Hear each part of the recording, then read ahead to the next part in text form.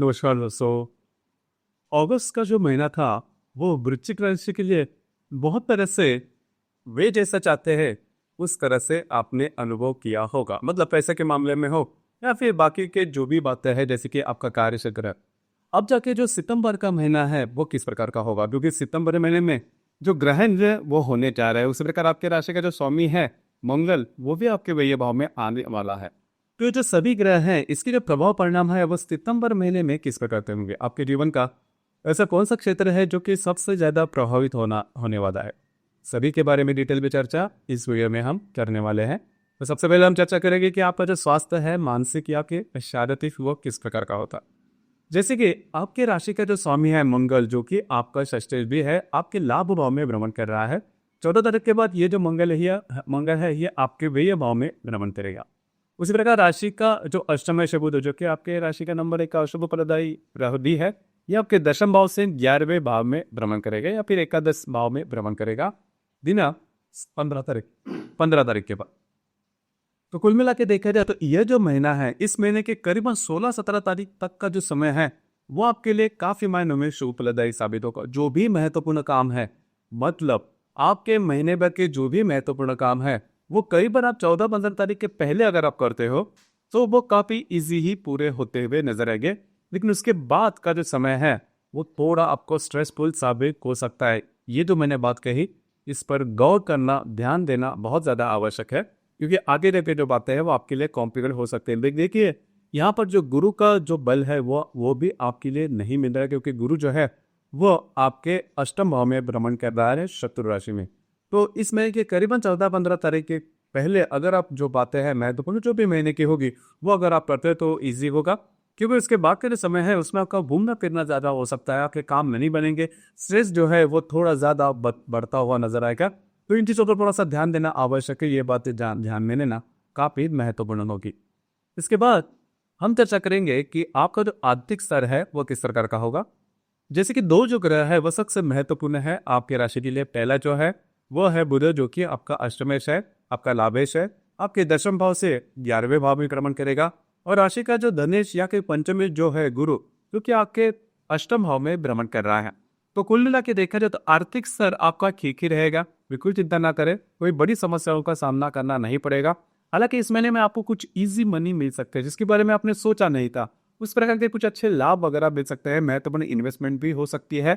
और जो भी आपने काम किया है उसके भी पैसे या फिर उसके ही लाभ आपको मिलने की संभावना ज्यादा बन। सिर्फ आपके जो खर्चे हैं उस पर थोड़ा नियत करना आवश्यक है। करीबन 16-17 तारीख के बाद पूरे समय है उसमें आपके थोड़ी जो खर्चे हैं वो ज्यादा बढ़ सकते हैं, बस आपको इसी के ऊपर थोड़ा ध्यान देना आवश्यक होगा। इसके बाद हम चर्चा करेंगे सबसे महत्वपूर्ण बात जो है इस महीने की आपके राशि के लिए, वो है फैमिली हैप्पीनेस।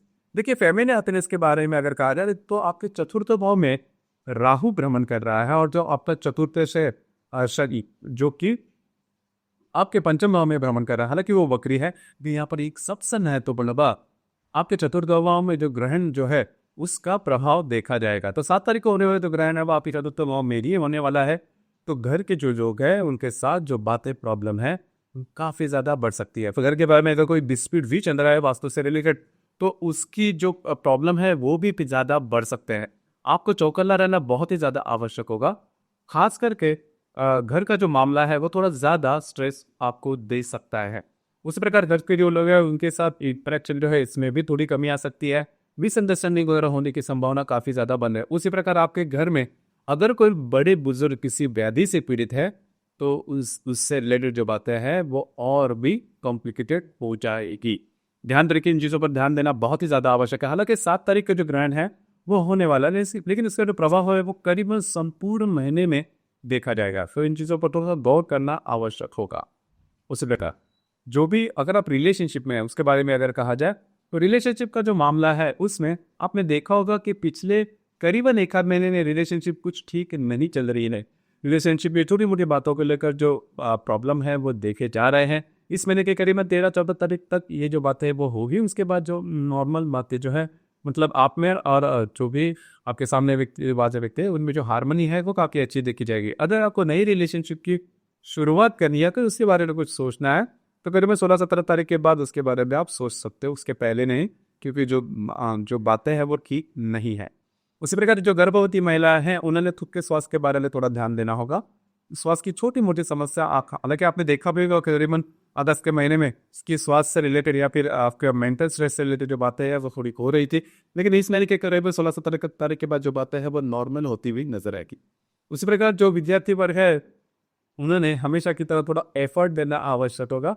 हालांकि 16-17 तारीख के बाद का जो समय है वो आपके लिए काफी ईज आउट होने वाला है। उसी प्रकार वैवाहिक जीवन के मामले में अगर कहा जाए तो आपके राशि के लिए सबसे महत्वपूर्ण ग्रह है शुक्र। अब ये जो शुक्र है ये शुक्र आपके भाग्य भाव में भ्रमण कर रहा है और दिनांक 15 तारीख के बाद ये जो शुक्र है ये आपके दशम भाव में भ्रमण करेगा। अब यहाँ पर आपने देखा होगा कि पिछले करीबन एक महीने में आप में और आपकी जो वैवाहिक जोड़ीदार है उनमें जो इंटरेक्शन है वो काफी अच्छी चल रही थी। उस प्रकार आपके जो वैवाहिक जोड़ीदार है उनके साथ कहीं बाहर घूमना फिरना, अच्छा समय बिताना, इस प्रकार के अनुभव भी आपने देखे होंगे। तो ये जो बात है इस महीने में भी देखी जाएगी। आपकी जो वैवाहिक जोड़ीदार है उनमें और आपकी जो हारमोनी है वो काफी अच्छी देखी जाएगी। अब यहाँ पर कार्य क्षेत्र की जो बात है, जो भी आपका कार्य क्षेत्र है उससे रिलेटेड जो बात है वो थोड़ी कॉम्प्लिकेटेड होने वाली है, क्योंकि आपके दशम भाव में बहुत सारे ग्रह भ्रमण कर रहे हैं, खास करके रवि और केतु इसकी युति भी होने जा रही है। तो कार्य क्षेत्र से रिलेटेड किसी भी प्रकार के महत्वपूर्ण लीड है बिल्कुल भी नहीं लेना।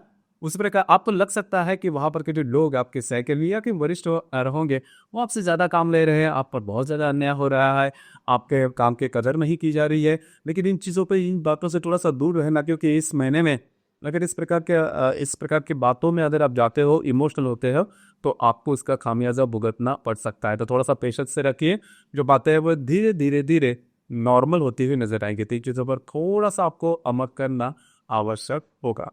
तो कुल मिला के देखा जाए या फिर मोटे तौर पर अगर देखा जाए तो ये जो संपूर्ण महीना है अगर तुलना करते हो पिछले महीने से तो इतना सहज नहीं है। मतलब बातें जो है वो आपके लिए थोड़ी सी प्रॉब्लमेटिक हो सकती है। घर की जो बातें हैं वो और जो कार्य क्षेत्र से रिलेटेड बातें को भी वो, इन चीज़ों पर थोड़ा सा अमल करना आवश्यक है। इसके बाद हम चर्चा करेंगे कि जो ग्रह योग है इसके जो प्रभाव परिणाम है वो किस प्रकार के होंगे। जैसे कि दिनांक 10 तारीख को रवि और केतु की जो युति है वो आपके दशम भाव में होने जाते हैं। जो मैंने बात कही कि कार्य क्षेत्र से रिलेटेड जो कॉम्प्लिकेशंस है वो आपको इस महीने में आएंगे, तो इसकी जो शुरुआत है वो खास करके 10 तारीख पर देखी जाएगी। 10 तारीख की जो बातें हैं कार्य क्षेत्र से रिलेटेड वो कॉम्प्लिकेट हो सकती है। उसी प्रकार दिनांक 11 तारीख को बुध केतु की युति भी है, तो यहाँ पर जो भी आपका कार्य क्षेत्र है उससे रिलेटेड आपकी इमेज में धक्का लगने जैसे जो बातें हैं वो हो सकती है, या फिर डॉक्यूमेंट से जाकर आपकी जो कॉन्फिडेंशियल है वो स्पॉइल होना, इस प्रकार के अनुभव भी आपको मिल सकते हैं। अगर आप पब्लिक पर्सनैलिटी है, खास करके वृश्चिक राशि की जो व्यक्ति पब्लिक पर्सनैलिटी है, उन्होंने ये जो संपूर्ण महीना है सितंबर का, इसमें आपको खुद की पर्सनैलिटी या इमेज के बारे में ध्यान देना होगा। ऐसी कोई बातें हो सकती है जिसकी वजह से आपकी इमेज जो है वो डगमगा जाए। इसी प्रकार दिनांक 17 तारीख को रवि बुध की युति है, तो ये जो युति है वो आपके लिए शुभफलदायी साबित होगी। कार्य क्षेत्र से रिलेटेड कुछ अच्छी अपॉर्चुनिटी वाली कुछ अच्छी बातें आपके साथ हो सकती है। दिनांक 17 तारीख को जो है शनि बुध का प्रतियोग होने जा रहा है, तो लाभ भाव में जो बुध भ्रमण करेगा उसके साथ आपके पंचम भाव में जो वक्री शनि है वो प्रतियोग करने जा रहा है। तो आर्थिक स्तर पर छोटे मोटे फाइनेंशियल फ्रंचेस देखे जाएंगे। 18 तारीख को यही बात होगी। नेपच्यून और बुध का प्रतियोग होने जा रहा है। नेपच्यून जो कि आपके पंचम भाव में भ्रमण कर रहा है, उसके साथ आपके लाभ भाव का जो बुध है वो प्रतियोग करने जा रहा है। तो पैसे से रिलेटेड जो बातें हैं, लेन देन की जो बातें हैं, उसमें थोड़ा सा चौकन्ना रहिए। इसी प्रकार दिनांक 18 तारीख को दिनांक 19 तारीख को हर्षद और बुध का जो त्रिकोण योग है वो होने जा रहा है। अब ये जो त्रिकोण योग है आपके लिए काफी ज्यादा लाभदायक साबित होगा। इनकम से रिलेटेड कुछ अच्छे अपॉर्चुनिटी वगैरह आपके सामने मिल सकती है, आ सकती है। लाभ भाव में भ्रमण कर रहा जो बुध है वो आपके सप्तम भाव के हर्षद के साथ त्रिकोण योग करने जा रहा है, जो काफी अच्छी बात है। कुछ अच्छे अपॉर्चुनिटी वगैरह आपको पैसे के मामले में मिल सकते हैं, प्रत्यक्ष रूप से लाभ भी मिल सकते हैं, जो कि काफी अच्छी बात है। उस प्रकार दिनांक 23 तारीख को नेपच्यून और रवि का प्रतियोग होने जा रहा है। नेपच्यून जो कि आपके लाभ भाव में भ्रमण कर रहा है, और जो नेपच्यून जो कि आपके पंचम भाव में भ्रमण कर रहा है, और जो रवि आपके लाभ भाव में भ्रमण कर रहा है, दोनों का प्रतियोग। तो यहाँ पर भी आपके जो मित्र परिवार है इनके साथ छोटी मोटी बातों को लेकर तकरार हो सकती है। तो जब मैंने बात कही कि इस महीने में सबसे महत्वपूर्ण बात जो पैसे के मामले में जो बातें हैं और जो आपका घर का सुख है उससे रिलेटेड जो बातें हैं वो ज्यादा उभर कर सामने आ सकती है, क्योंकि दिनांक 7 तारीख से ही आपको इसके बारे में थोड़ी बहुत अनुभव आ सके। दिनांक 7 तारीख को जो ग्रहण है वो होने वाला है, चंद्र ग्रहण। इसका जो प्रभाव है वह आपके चतुर्थ भाव पर देखा जाएगा।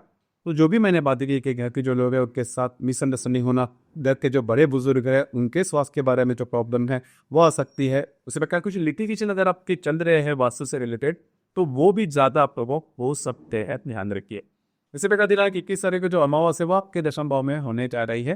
तो फिर से वही बात है, कार्य क्षेत्र से रिलेटेड वहां पर के जो लोग होंगे उनसे थोड़ा सा बचना या फिर बच कर रहना आवश्यक होगा। तो दोस्तों ये था वृश्चिक राशि का सितंबर 2025 का संपूर्ण राशिफल।